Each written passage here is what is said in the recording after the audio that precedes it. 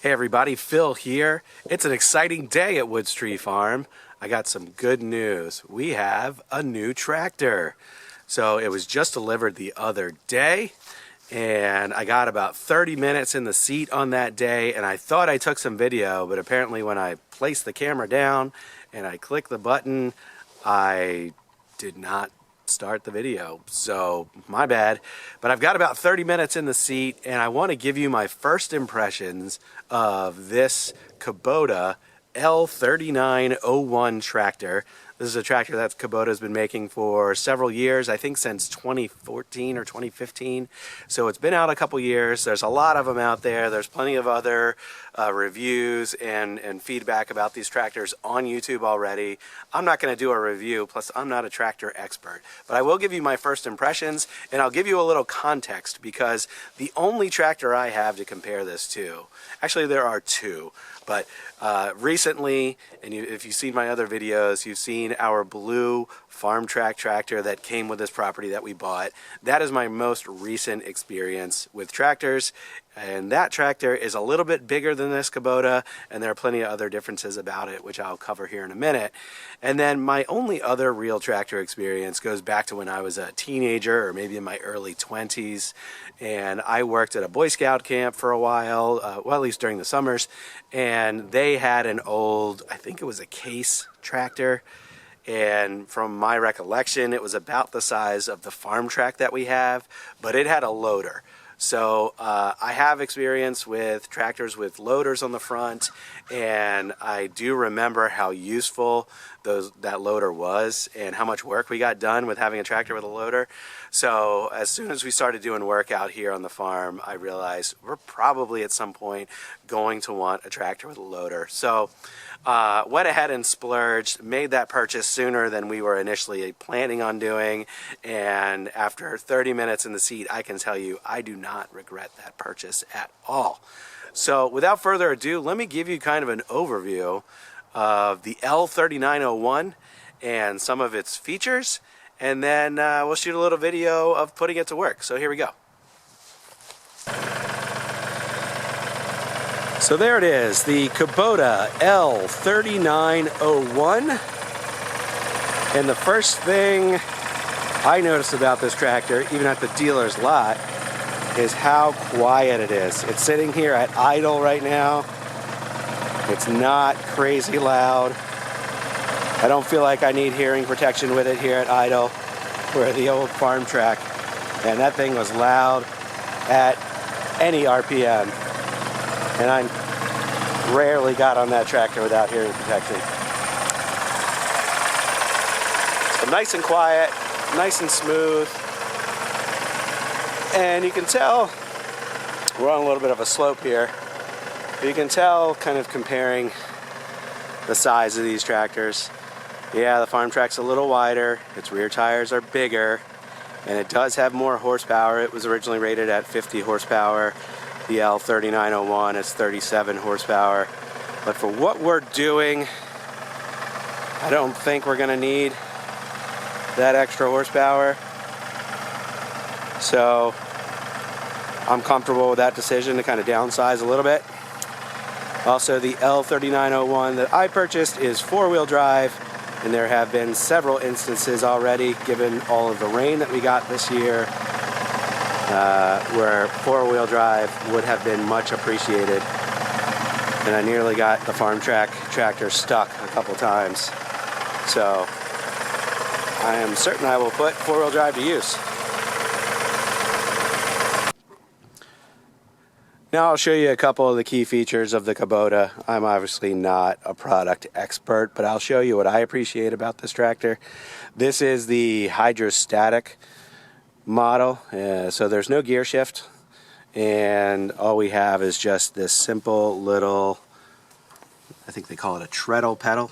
So you can see that pedal's got a front half and a back half, and you push it down on the front to go forward, and you push it down on the back to go backwards, and that's it.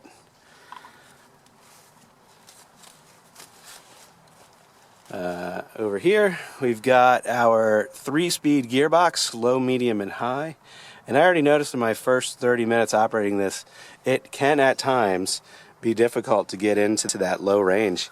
And after operating it the next night, I did read some of the manual, and there are some instructions on there about how to shift, steps to take to shift if it's difficult to get into gear. So obviously that's something that Kubota is aware of, and you just have to know kind of the right sequence of throttle and brake and clutch, and you can get it into gear. And they emphasize, don't force it into gear. So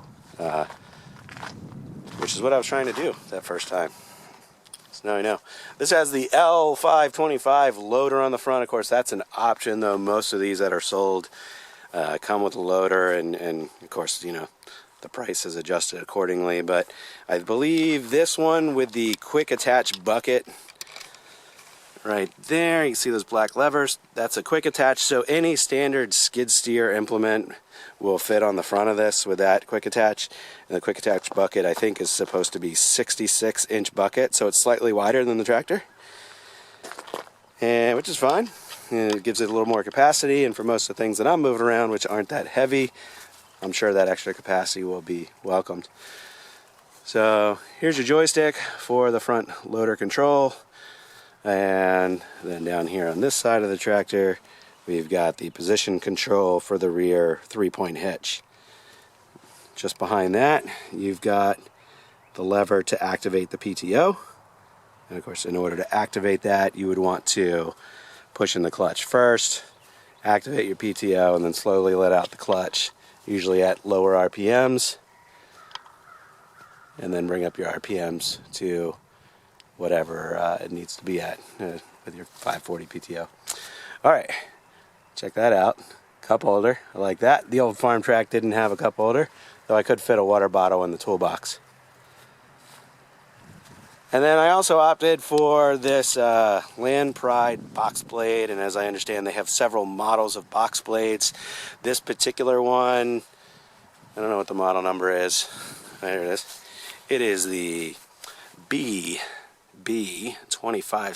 BB2560. It is supposed to be a heavier duty box blade. Sales guy kind of convinced me into that. Slightly more expensive than the standard duty, but if we had the two side by side, you can tell the metal here and these metal supports here and here, just everything is thicker on this model. So just should hold up a little better, and if I make any stupid mistakes as a new operator, it should be a little bit more forgiving. I'm not as likely to bend or break anything with this particular box blade, hopefully. And then, of course, on the back, we have a toolbox. That's standard. Actually, never opened it. Did they give me any tools? Let's find out. They gave me nothing. So I need to put some stuff in there. And that's it. So, all right, well, that's it as far as a general overview of the tractor, and I'll just give you a couple talking points here as far as my first impressions operating the tractor. And a couple things. One, I can tell, again, and you kind of have to take this with a grain of salt, I'm comparing it against the farm track, which is right here. I don't have a lot of other tractor experience, so just kind of comparing, you know, these two pieces of equipment. But for me, I think the Kubota has a much tighter turning circle, being a smaller tractor, and I think in some of the tight spots on our property, that's going to be particularly useful. And yeah, the only other things that I can tell so far, you know, and this is probably just going to take a little bit getting used to, but I did dig up a tree, really small pine tree, with the front loader the first time operating, and I stalled the tractor out. So I need to just get a little bit more comfortable on what the capabilities of the tractor are at different RPMs, and kind of how to maximize the power of the loader, and, you know, try not to stall it out. After the tractor stalled, it took me about a minute or a minute and a half to get it restarted again. It did not want to restart immediately. So I have a feeling that's something I'm not going to want to do very often. Outside of that, I think I did use the four-wheel drive when I was doing some pushing and dragging with that box blade, and it got real full of dirt and gravel. And when there's some weight in there, The two-wheel drive, those rear tires just pretty much immediately dug right in. So activating four-wheel drive gave the tractor considerably more traction and power to be able to pull a heavy load. That was very noticeable. And other than that, turning radius, just a little bit of operator knowledge and kind of deciding when to use four-wheel drive. I don't have too much else in terms of first impression.